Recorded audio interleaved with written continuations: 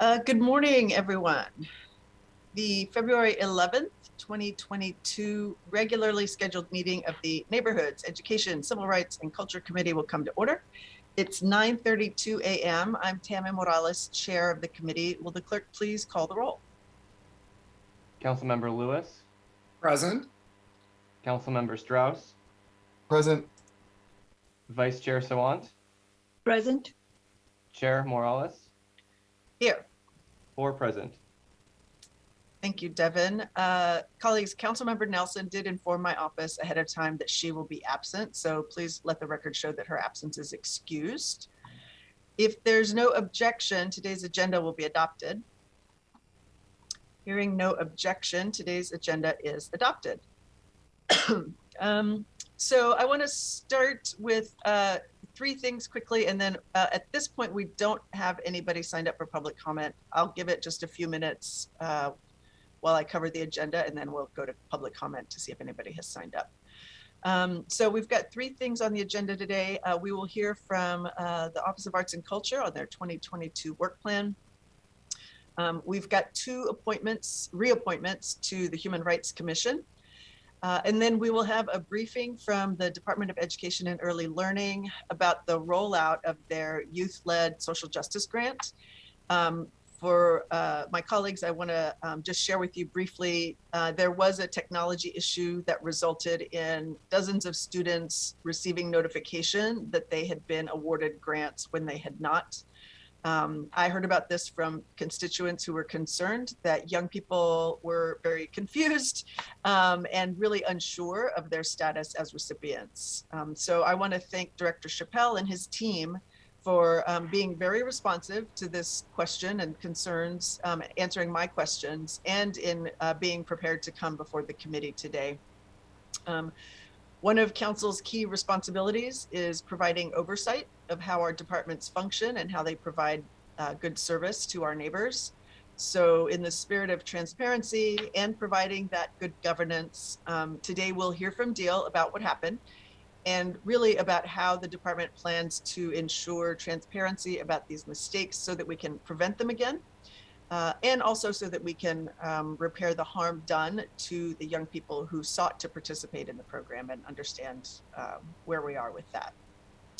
So with that, I will move to public comment.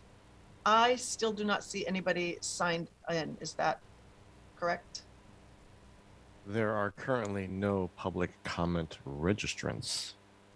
Okay, so I will open and close the public comment period.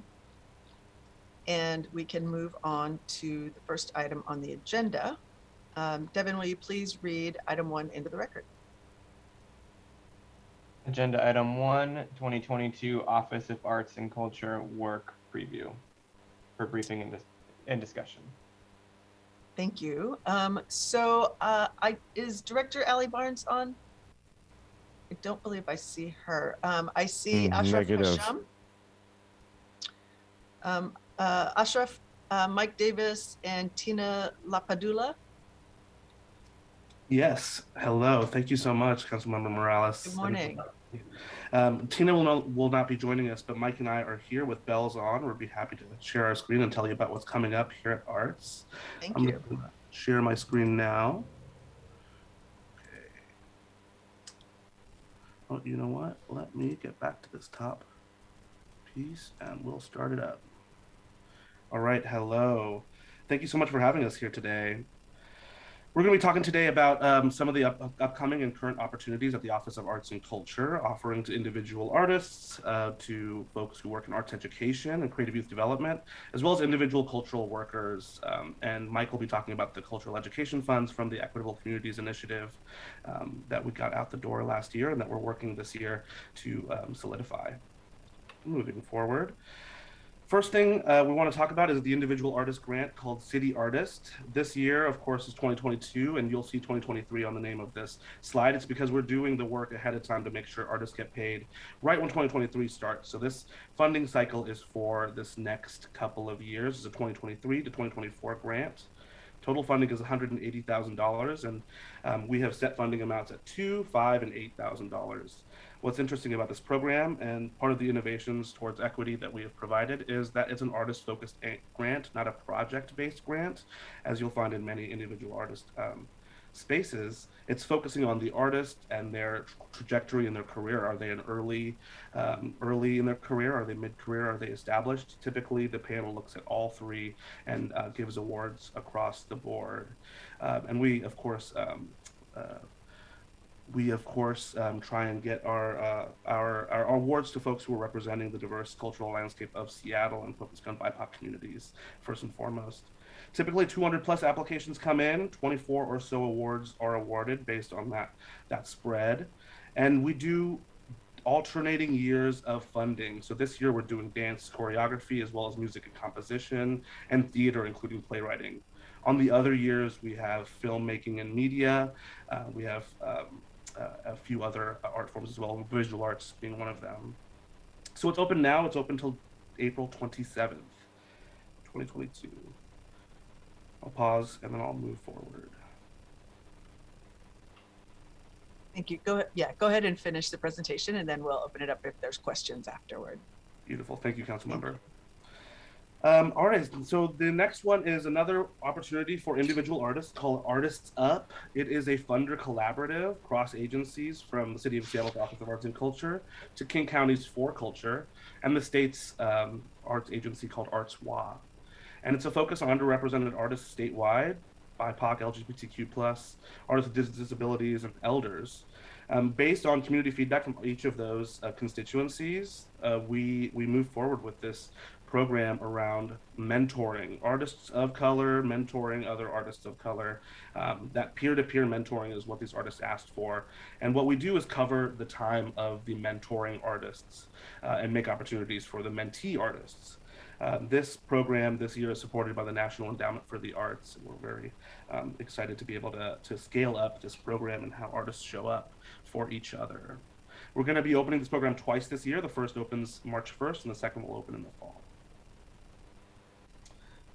Now we're going to get into the youth work of the Office of Arts and Culture. Mainly, there's a couple of opportunities open now, one of which is the Youth Arts Grant. It is a 2-year grant of $12,000 per organization or individual teaching artist, or it could also be social service agencies, degree granting institutions as well.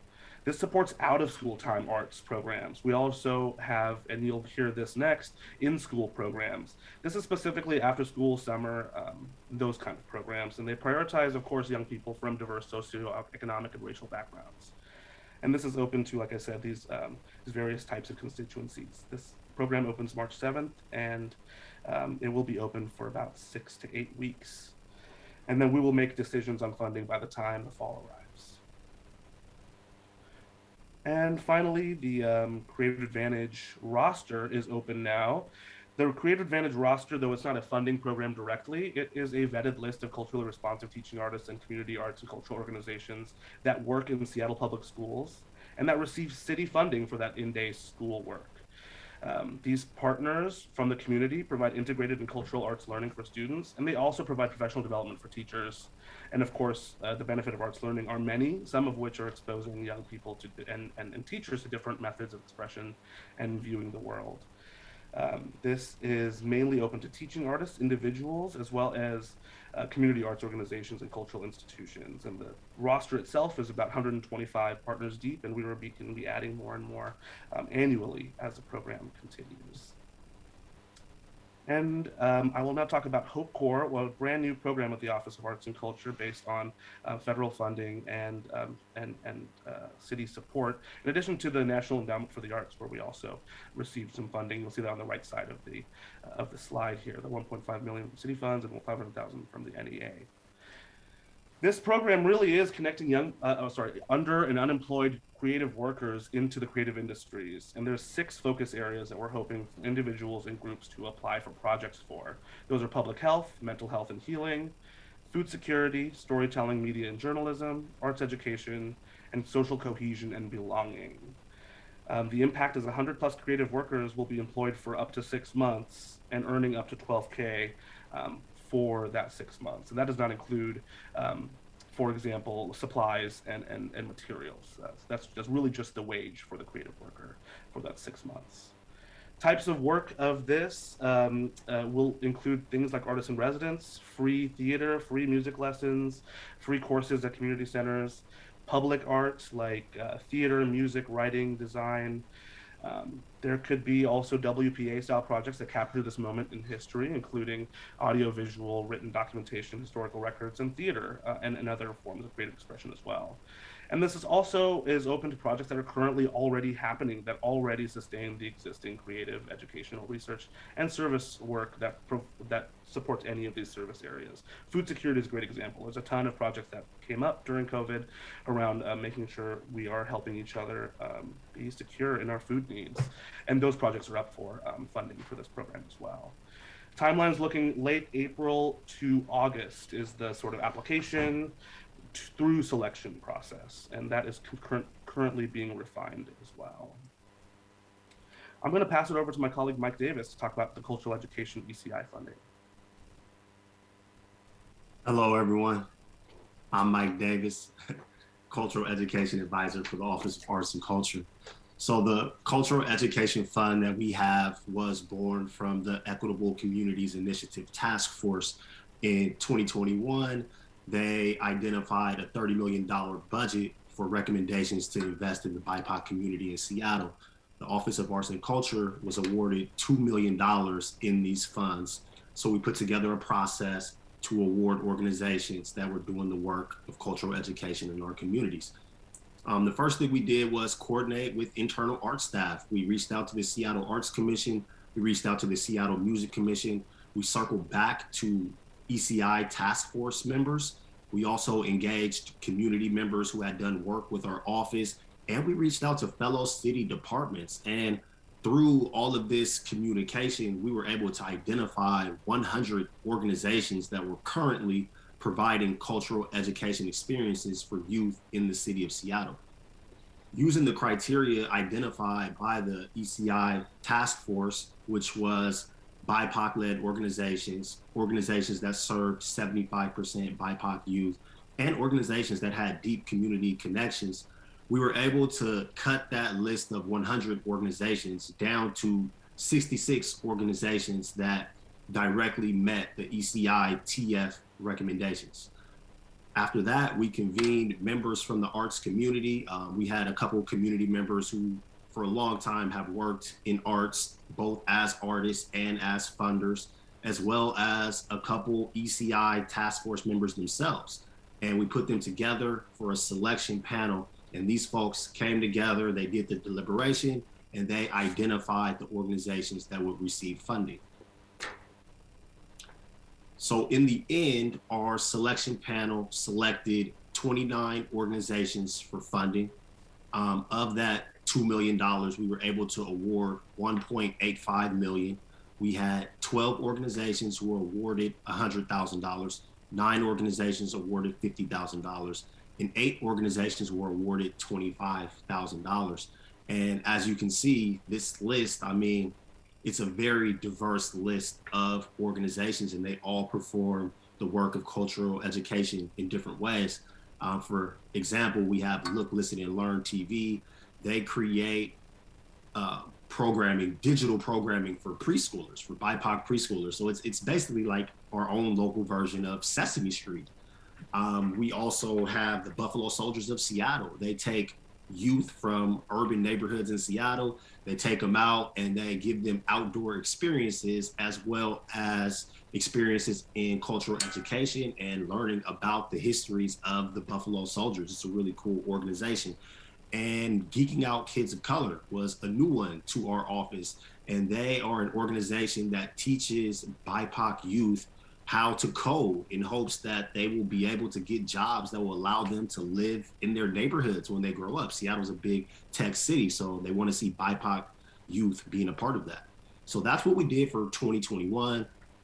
Right now, you know, we did the contracts at the end of the year. The organizations are doing the work right now. And we also have $500,000 to award for 2022.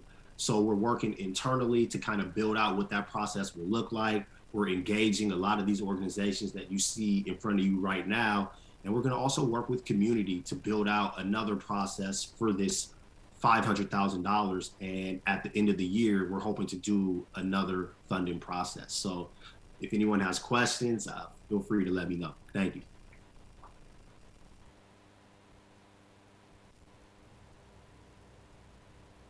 Okay. Do I see any questions from colleagues for our friends at the Arts Department? I've got a few questions. Oh, I just saw Director Allie Barnes. Good morning. How are you? You're muted. Still muted. Welcome to technology difficulties. My apologies, council member and colleagues. One of the things I wanted, Allie Barnes, Acting Director of the Office of Arts and Culture. One of the things I really want to emphasize in just even the last piece that we saw from this amazing partnerships, education and grants group is the cultural education grants that went out through the ECI. The staff actually did this in 3 weeks, getting that money assigned in September of 2021. But it was important to get it out to the arts sector so that we knew that these 30 organizations would be able to open their doors beginning January 2022 and continue doing the work that they had been doing previously. So the efficacy of time and people and purpose and place is really driving this group that presented this morning, and I wanted to publicly acknowledge that. I appreciate that. It's good to know that when we have the right leadership, we can get money out the door quickly. That's very important. So I have a couple of questions, just for my own clarification. With the Hope Corps program, my understanding was that that is ARPA funds, and that part of the selection criteria would be organizations that could demonstrate some loss due to COVID. Am I understanding that right? With all of the ARPA funds, the federal guidelines will be applied to the application process. You're correct. Okay, I just wanted to make sure I understood that. And then let me get to my other list here. Okay, so this is really helpful just to show kind of the breadth of ways that we as a city are funding artists. I think it's important to demonstrate the different funding opportunities, to show support for cultural workers who are really contributing to the vitality of the city. I want to congratulate you all on getting, I've already forgotten his name, but the artist who did the MLK mural, getting him to come up from Mexico to do those repairs. I think that was really important, and so happy to see that that is going to be repaired and that he was willing to come up and do it. And then I also just want to acknowledge the mentoring program that you are supporting, particularly now when we're talking about people who have, been so acutely impacted by COVID, providing support, particularly for Black and Brown artists, for people, artists experiencing disabilities or other kind of underrepresented folks. Having that 4-hour mentoring opportunity to tap into and providing support for that, I think is really important. So I just want to thank you all for the work that you're doing there, and realizing that, the cultural education work, as we're talking about ethnic studies in school and really trying to address the cultural erasure that's happened in our education system, programs like this are really important to make sure that we're supporting young people and making sure that they feel seen and are seen in our community. So I want to thank you all for the work that you're doing, and really appreciate that. I did want to touch base on a couple of things that we spoke about in our monthly meeting, but that aren't addressed here. If you could provide an update on the Cultural Space Agency PDA, and we had talked about, I know you were looking for a recovery manager to coordinate with the Department of Neighborhoods and provide that sort of interdepartmental coordination. Can you give us an update on those two I things? can give you, if I might, council member, I can give you a very brief update. The Cultural Space Agency is just, again, flourishing. And we were just so proud to be able to send out a contract to the agency for the BASE program, which really impacts so many organizations and young people and people of color who want to learn about what it takes to memorialize and keep cultural space. So we actually moved the BASE program per the PDA's contract to the PDA. And then Arts is funding that program in 2022 with $60,000, as well as a $10,000 support for a BASE network, a new website, if you will. Additionally, we got out $500,000 to the PDA in 2021 to support the startup again, and there will be an additional $250,000 forthcoming in 2022. And so it's great to put joint signatures on a letter to joint constituency about a program like BASE that's really important to them in that regard. The good news on the recovery manager is that we're now in deliberations and looking at references, that we actually went through the process, and Seattle Human Resources was so, I mean, they're amazing. How they do all of this is just kind of amazing to watch. And we're really grateful that we have their support. So we're well on our way into that process, and we'll be making some other determinations shortly, and we'll bring those to your office as well. Terrific, thank you. Okay, colleagues, are there any questions for our friends at the Arts Department? Councilmember Strauss, I think I saw your hand.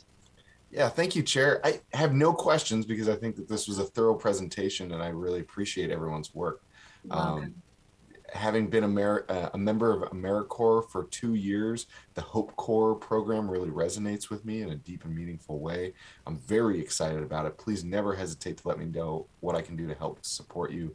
And then also acknowledging Director Ali Barnes, your work with, we know that many museums and institutions were able to receive COVID and ARPA funding, and there were some that were left out. And I just want to highlight the work that Director Ali Barnes is doing right now to help me and all of us identify who those organizations were that were left out and how we can continue to support them. So no questions, just a big thank you, kudos, and keep up the great work.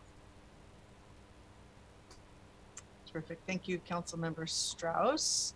I don't see any other questions, so I want to thank you all for joining us this morning, and we will move on to the next agenda item. Thank you. Okay, Devin, could you please read item 2 into the record? Agenda item 2, Department of Education and Early Learning Youth Social Justice Grant briefing for briefing and discussion. Terrific, thank you very much. So I want to welcome Director Ali Barnes and Marissa, and I want to just again state before you get started that we are here to shine a light on some of the mistakes that were made and to learn from them, not to point fingers. My hope is that we can look into the processes more deeply to see what changes we need to consider and to just get some clarity on what happened and what we can do to make sure that we are serving constituents and especially that we are serving young people well. So I'm going to ask you to, I know you've got a presentation, so please go ahead. Thank you. Good morning, Councilmember Morales and other distinguished council members present today. As you all know, I'm Dwayne Chappelle, proud director here at the Department of Education and Early Learning. And I just want to thank you for this opportunity just to update you on DEEL's youth social justice led mini grants. We're going to share, as you mentioned, Councilmember Morales, just the challenges we face implementing this grant and how we've been able to work through them to fund all 82 youth-led projects and then inform you of our next steps. Next slide, please. So what I would like to do here is just give a little background and just some quick background and timelines on the youth-led social justice mini grant. So this opportunity originated as a joint effort by council and the executive office in response to hate crimes and bias incidents that was occurring in early 2021. And to give our youth opportunities for civic engagement and leadership on topics that they are deeply passionate about. Excuse me. Our youth had the autonomy to develop their own projects, and we set award amounts ranging from 500 to 8,000 per applicant. And what you'll see here is this slideshow shows the initial considerations that went into the design of the grant and really guided DEEL's internal processes. You can also know that a lot of intentionality and youth engagement actually went into the grant's design and how we could make this the best possible experience for our young scholars. And through a series of virtual meetings, what we did, we had internal work groups that engaged the Seattle Youth Commission and youth interns to really co-design this opportunity. There was a public survey that was conducted for our youth to find out more about their interests and accessibility needs. With their feedback, we actually designed the application and the application process to consist of a short 3-page application accepting both written and video submissions. And the application included questions asking youth to basically just describe the intended impacts of their projects and how their proposals would be COVID safe. Our intent really ultimately was for it to be youth friendly, low barrier, and non-competitive. Next slide, please. Thank you. So now, what this slide provides ultimately is just an overview of the grant timeline. So I mentioned this a moment ago. So the summer of 2021 was all about youth engagement to inform the design of the grant. The grant was released in September, followed by the COVID-safe virtual information and technical assistance sessions. The applications you see were due on October 25th. And the application review period required an extension of the timeline and was completed in January. On February 1st, we issued a miscommunication to applicants about awards, which we'll cover in detail in just a moment. And, you know, our message, as you mentioned earlier, it caused confusion amongst the applicants. And we knew that we had to act quickly to address this error. So DEEL, we promptly consulted with Mayor Harrell who directed DEEL to issue a new statement with just a commitment to fully funding the applicants fully funding all applicants after learning about them. So on February 7th, all applicants were notified that they will receive full funding for their proposals.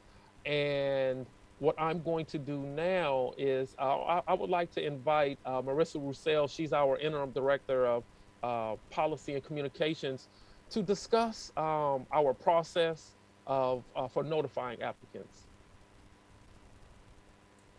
Thank you, Dwayne. So I'll share a few slides just about the internal process of the application. What you see on this slide is the timeline of applicant notification that occurred starting last week. For this process, and as is standard for DEEL, we issued an email notification informing applicants of their funding awards. Last Tuesday was when this miscommunication occurred, where all applicants were informed that they would be funded, and then we retracted that email and issued corrected information. What we heard from community as well, of course, was the confusion this caused, the burden it placed on adult allies and fiscal sponsors to help youth understand what they were reading from a city-led funding process. And therefore, we made some pivots in how we're approaching communication moving forward. So on Monday, Director Chappelle issued a video statement that we sent to applicants by email. trying to take a more relational and personal approach to our communication with them. And our staff have started making individual phone calls to all of the applicants to first make sure that they received Director Chappelle's video and that they understand that it means that funding has been made available to support their projects. And we are also confirming the information in their applications with regards to the amount of funds requested and clarifying if they have a fiscal sponsor or if they still need to have a fiscal sponsor identified. As part of the original grant release, we had a selection process identified in that application, and that's reflected on your slide in this purple table. When we sent the email to applicants last week, we informed them that this table was not used and that the department had moved to a random selection process. So I just want to briefly touch on why we made that change, as well as remind council that neither of these processes are currently used since DEEL has made the new funding commitment to support all projects. So our initial intent with this rubric was to prioritize our limited $100,000 in funding to communities most impacted by racial hate and bias, as well as to direct resources to address root causes of those acts. And what we found when we applied this rubric, we did review all applications. Each application received a score, was that we had more than 50 applications who received the maximum points. So our rubric did not work as designed. Therefore, we pivoted to randomization, which we internally discussed and found to be the most equitable approach, given that there was not variation in the points awarded, and that we wanted to maintain our commitment to a youth-friendly, inclusive, and non-competitive process. So again, this random selection was what was in that February 1st communication, which we have now corrected with the video commitment to all applicants, indicating that they will receive funding. Briefly, a little bit about our applicants. The majority were ages 14 to 17, and we were also really excited to see 15% of applicants were ages 12 to 13. The majority did identify a fiscal sponsor in their application, and at that time, around 20% also said they did not have a fiscal sponsor. So later in the presentation, we'll talk about the support the department will be providing in this space. And then, as Director Chappelle mentioned, we did allow video submission, and it was great to see that 20% of applicants chose to apply in that format.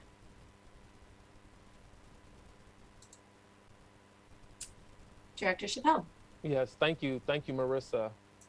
So, as I mentioned earlier, I just want to make sure I say that I deeply regret the mistake that our team made with the initial notification. As a father of 4 amazing children, a former teacher who's taught hundreds and thousands of children, I know that we must, teacher and principal, we must do better by our young scholars. They are our leaders. Working with Mayor Harrell, we've collaborated to identify a path forward that is in the best interest of our dedicated young leaders. And I am so excited that we will now be funding all projects with over $525,000. And I'm just proud of our city's commitment to continue and just our commitment to investing in our youth, to advance racial justice and inclusion.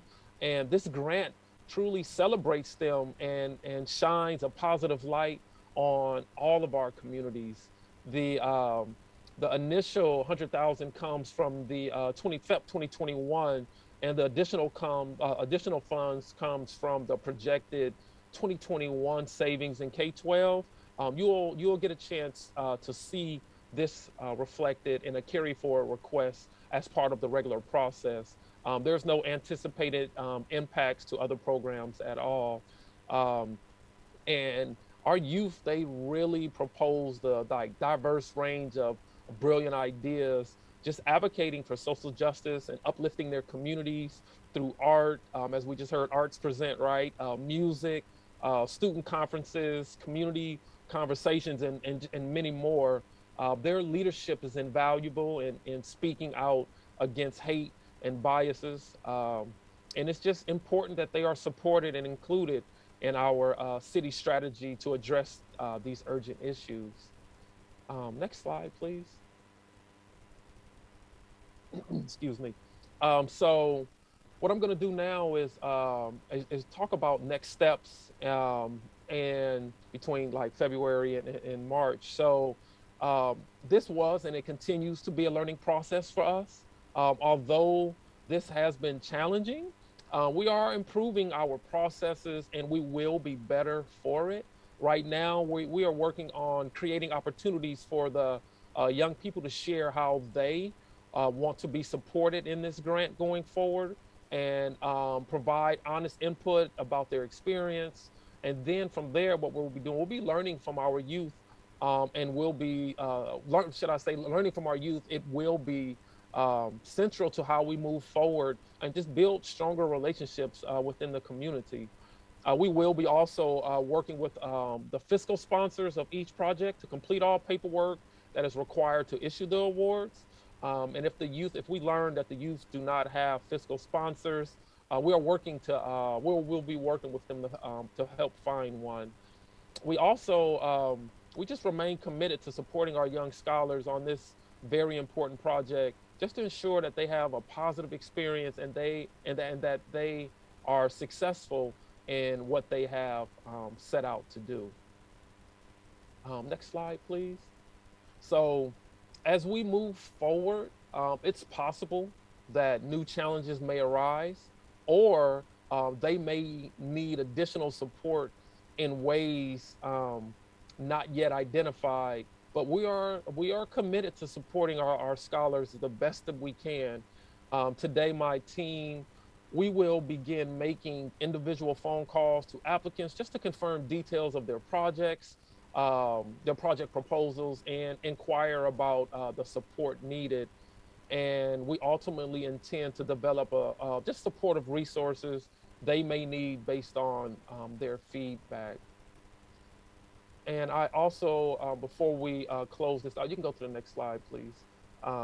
What I wanted to do is just really just provide some, just some primary, just initial reflections from DEEL. We are implementing protocols now to prevent the risk of another era like this in the future. We are putting some additional internal systems in place just to check for accuracy when it comes to communicating with our grant applicants. And another reflection that we've learned is that we learned just that the adults in our community organizations and schools who support our scholars are key allies in this work. And they should have the opportunity to inform our youth, facing opportunities in addition to the youth themselves. And I would say the last thing that I would like to share that we've learned is that we also learned that the fiscal sponsors should be secured early on to guarantee that all youth applicants can meet the grants requirement in a timely manner. So I just wanted to make sure, I shared that with the committee. Go ahead, you can go to the next slide, please. And so, as we stated earlier, we are excited that this process is ultimately resulting in being able to serve and positively impact those individuals who all of us, who we've all committed our lives to serving. And we look forward to sharing more with you about the funded projects in the coming months as we continue to celebrate these young scholars for their social justice work that they are doing. So I want to just, again, thank you for your time. We are excited. I'm excited to what is to come. And if questions are needed, we'll take questions if you have them. And then I'll pass it over to Chief Emery. Yeah, Thank you, Dr. Chappelle. I just want to take a moment, Councilmember Morales, to thank you for having me in this space. And I'm just here to echo the messages from both Dr. Chappelle and Marissa that we will make it right for those kids. Kids' voices are what centers us, and we're going to celebrate it. And from our space, we're going to make sure that DEEL is supported in rolling this process out, and we'll continue to monitor and make this be a success story for our kids. So thank you. Thank you. Thank you also, Marissa and Dr. Chappelle. I do have several questions. So maybe I will start. Well, so you talked a little bit about the co-creation of the RFP itself. It sounds like there was a lot of engagement with young people, but I think what I just heard you say at the very end was that maybe the youth advocates or the adult organizations weren't as involved, and that might have helped create some of the challenge. Is that, did I hear that right? What I was saying was more so as we were developing this, we know that like the adult youth, yes, so there was like a component of like, we learned that, for an example, as I mentioned about fiscal sponsors should be secured early on to make sure that our youth, applicants can have access to those. So just using that for an example, that's just an example of something as we're reflecting. We're committed to continuous quality improvement, and we just learned about that. So that's just a key piece that's something that we learned from it. Okay. Marissa, please feel free to add more if I leave anything out. Okay. So I want to go to slide 5 and talk a little bit about the selection process. So you explained why you switched to the lottery system. It sounds like the rubric that you had designed, the intent of which was to help you prioritize, didn't actually work. And so that explains why you made that shift. But can you talk a little bit about how that was explained to the recipients? Because that was another issue that I heard, as people were frustrated that it seemed to them like things sort of shifted midstream and they weren't aware of that. Yes, thank you. We heard that feedback as well. So last week, the change was included in the email notification to applicants. So that was how they were informed of the change in design. So that cadence and that format for communicating a change in process is something we'll be looking at further and brainstorming alternative approaches to moving forward. And then in terms of the design itself, I looked at that rubric and it had questions. So for example, how points were allocated by district. It's when I think about the sort of areas that with, for example, that have been identified as areas high risk for displacement, low economic opportunity, it's usually kind of North and South Seattle, D5 and D2. So I was surprised to see D5 sort of ranked lower, if you will.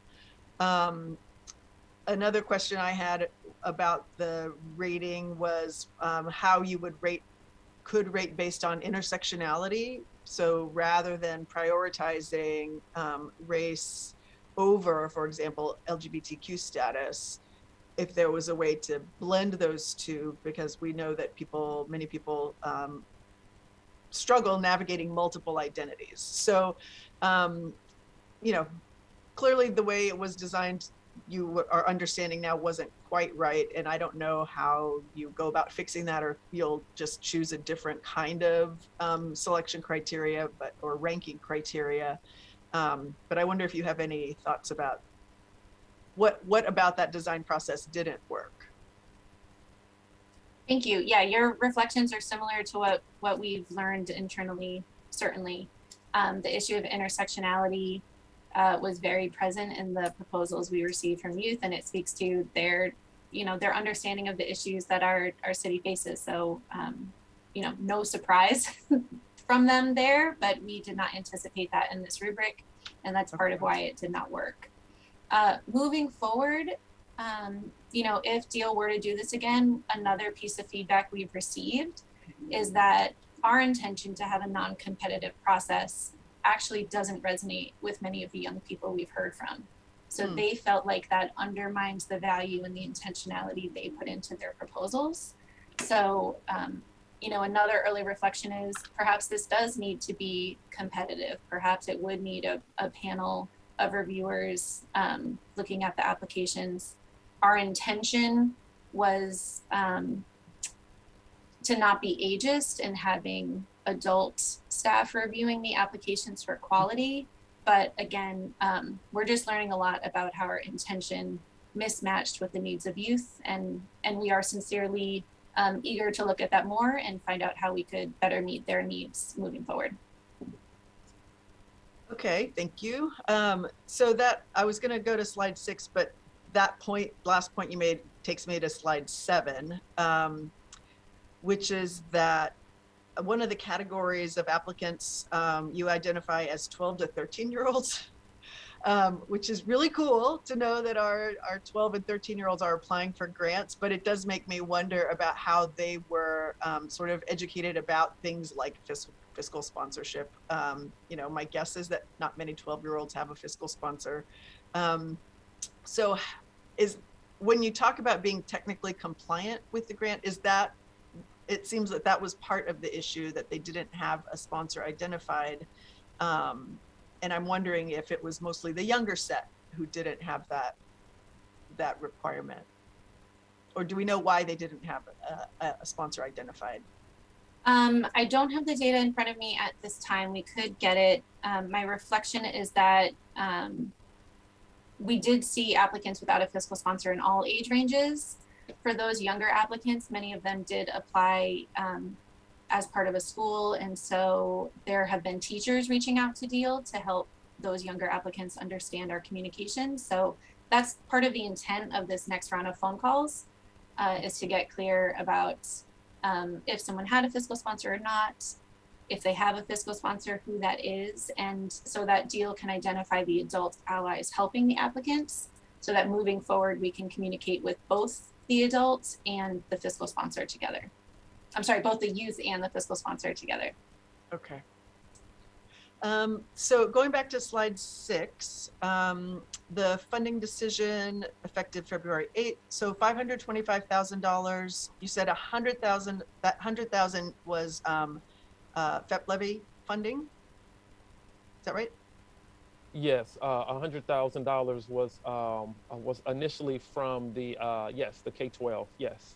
K-12 funding, and Mm-hmm. so all of it is actually coming from K-12 funding. Yes, it is. But 425,000 is carryover from last year. So I'm glad to know that we can actually fund all of these students who worked really hard to get this done. It does raise another question for me about why we had so much unspent funding last year in this program, but maybe we can talk about that later. So just wanted to make sure I understood where the money was coming from to be able to do this. And then I think the last thing I wanted to mention here is it seems like communication challenges between sponsors and the department are being worked out, and I'm glad to know that you know, our adult allies are willing to make sure that young people are understanding better what processes are needed in order for them to participate in these kind of grants. I do think I want to add to the last slide, well, slide 10, the kind of process check, some parameters maybe on when it's okay to change a selection criteria. You know, I would say not after putting in writing that things are going to be graded, judged one way. Yeah, and I think maybe I haven't read all of the materials that were shared with young people about how these processes work, but you know, how you explain in non-technical language about all of the requirements is obviously something I'm sure you're already considering. So Okay, well, I want to thank you all and see if my colleagues have any questions for our folks from DEEL. Councilmember Strauss, please. Thank you, Chair, and thank you, Dr. Chappelle and Marissa. Look, we're all human. We make mistakes, things happen. I think that what you demonstrated today, what you showed on how you reacted to making a human mistake demonstrates leadership. It demonstrates your leadership and why people continue. And I still have trust in you, because so many people, when they make a mistake, try to hide it, put it under the rug, fix it, make sure nobody notices and move on. It takes real leadership to confront it head on, speak directly to people, make the change, and move forward. So doing so in the light rather than trying to hide in the dark, it just continues to demonstrate why so many people in our city trust you. So thank you to your team. Thank you to you. Let's keep doing good work. Thank you. Thanks, Councilmember Strauss. I do have one more question.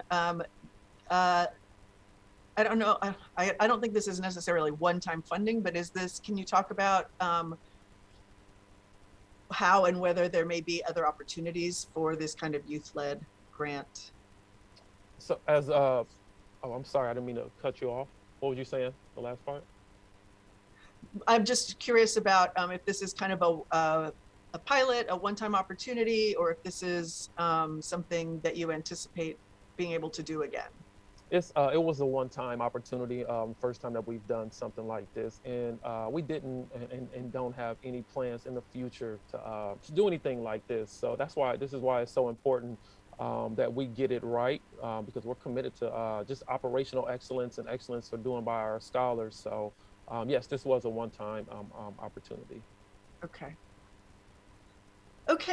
Well, thank you very much. I'm glad we have found a way to support the students, the young people, and really do appreciate that you are here to help answer questions and clarify for our community what happened and how we're gonna resolve it. So thank you all.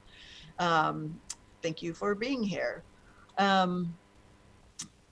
Let's see. Okay, I am going to move to the next agenda item. Devin, sorry. Will you please read the next item into the record? Agenda items 3 and 4, appointments 2094 and 2095, reappointment of Alan Nyaribo and Julie Ismail as members of the Seattle Human Rights Commission for terms to January 22nd, 2024, for briefing, discussion, and possible vote. Terrific, thanks very much. Let's see, I know Marta is here from Office of Civil Rights. Marta, are you here alone, or is Janet with you as well? You're muted. Marta, you're muted.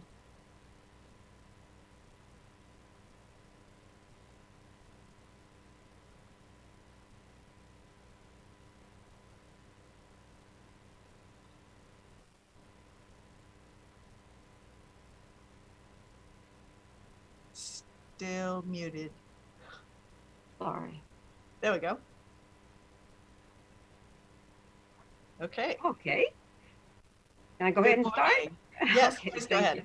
Okay. Hello and good morning. My name is Marta Edawu, Civil Rights Advisory Commission Liaison to the Seattle Human Rights Commission and Women's Commission, and I work in the Seattle Office for Civil Rights. And I will say a few words about the commission makeup and then present some information in support of our 2 reappointments this morning. Thank you. Excuse me. The Seattle Human Rights Commission consists of 21 commissioners who live or work in Seattle and are appointed to serve as advisors to the mayor, city council, Seattle Office for Civil Rights, and many other city departments in the city in matters affecting human rights. There are 8 commissioners appointed by the mayor, 8 by the city council, 4 by the commission, and 1 is, and the 21st appointment joins us as a youth commissioner, and it's called the Get Engaged program. I want to note that we are starting our recruiting process to fill current vacancies. And so I want you to be alerted to that. That's going to be coming out soon. So the first person I'd like to talk about today for her reappointment is Julia. Uh, Julia started off on the commission as the only chair voted into office last year and led the commission into this year until two were voted at the retreat that we had a couple weeks ago. And that was on January 29th. In her role as chair, she met with each of the commissioners one-on-one. She led planning of the retreat and led some of the topics on the agenda. She led the election process of the two new chairs. And then we also have appeals chair, the outgoing appeals chair, and a new incoming appeals chair that was voted on also at the retreat. She helped with onboarding of a new commissioner who ended up being one of the co-chairs of the commission at that retreat. Julia has been trained as a member of the appeals panel, along with all of the commissioners who come on board. We get them trained with the law department and our office, do a training and get them acclimated into how to do that role. You also help with updates of the bylaws that we currently review, that are currently on review at the law department. He helped organize and moderated the Seattle Human Rights Commission event on December 9th of 2021 last year, Overcoming Hate, Reflections on Healing Post 9/11. Did some restructuring of the co-chair roles and responsibilities and defining each of the co-chair roles and what areas that they would actually work and be responsible for. Like she is over the administrative side.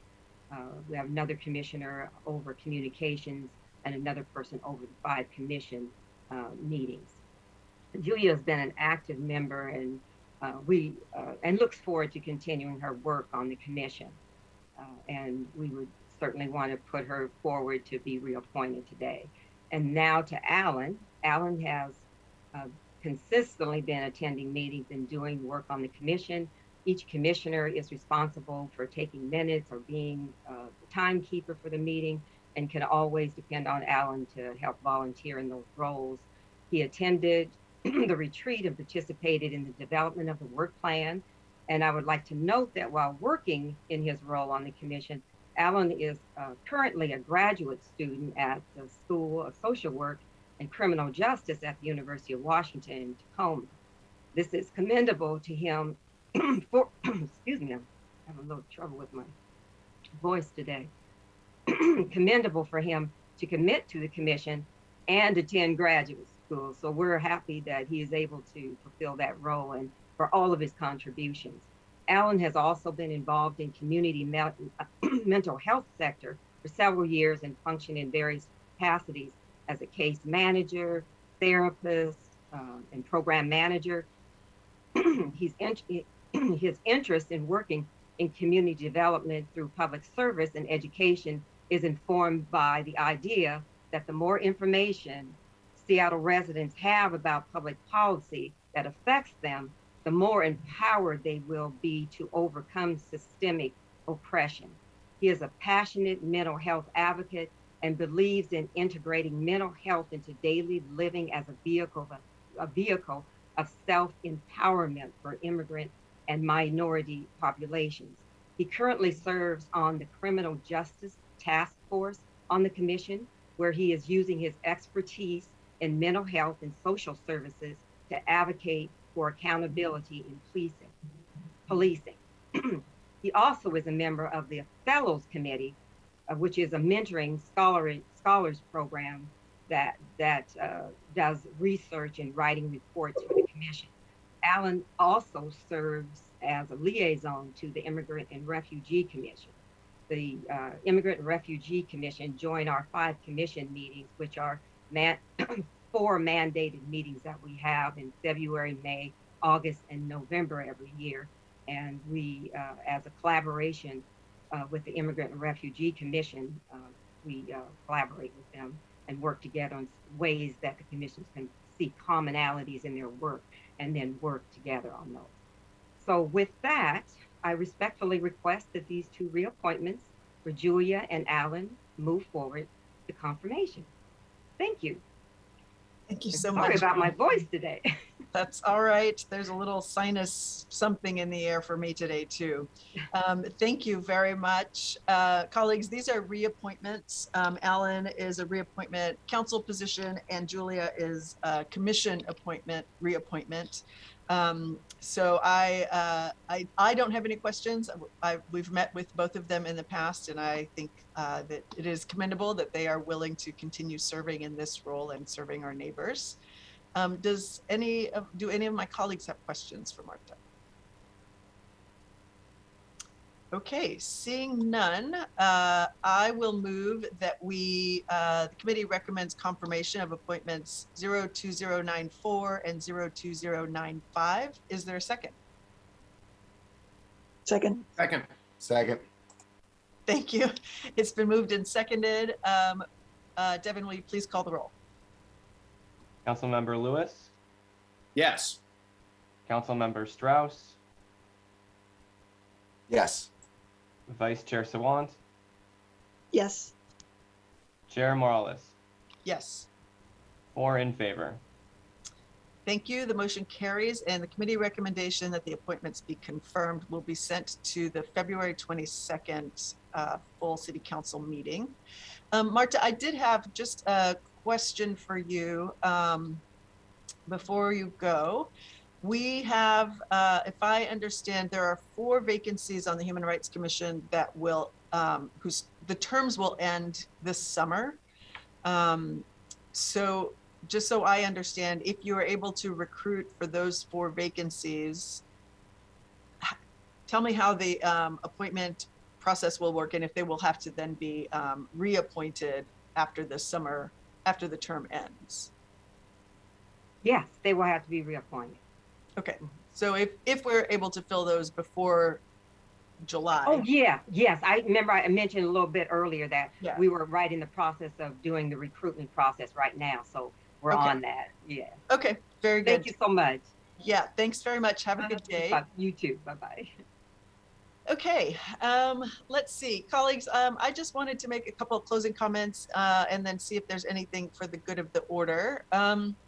So we had 2 departments presenting today. First of all, I do think it's clear that we need to be more thoughtful in how we create funding opportunities and really how we set expectations for community members.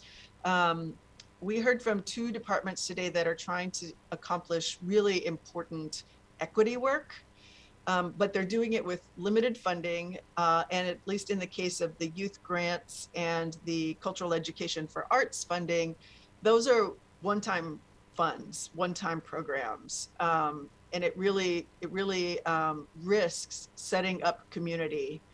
It raises expectations that may not be met.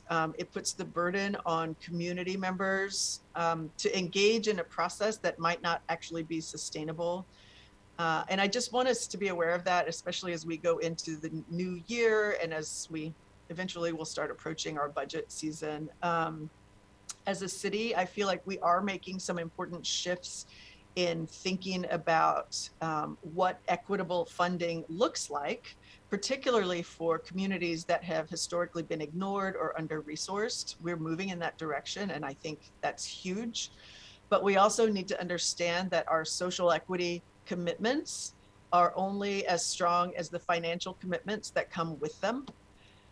So if we're truly going to address the history of kind of systemic racism in our city, if we're going to achieve the desired outcomes of greater health and greater prosperity for everyone in Seattle, I think we have to be unapologetic about shifting how we spend public dollars so that we're targeting investments in a way that really builds capacity and longevity for these programs that we're trying to set up, so that we don't end up undermining the equity outcomes that we're looking for as a city. So I do want to thank our arts department again, and thank the Department of Education and Early Learning for coming and sharing what they're doing, sharing the learning that they have made in some of these processes, and really acknowledging the need to repair the harm that was done for our young people in this process. I think it's important, and I'm glad to hear that's happening. Are there any other comments or questions for the good of the order? I don't see anything. The next committee meeting will be Friday, February 25th at 9:30. If there are no further questions, colleagues, then we are adjourned. Have a good day, everybody. Thank you. Recording stopped.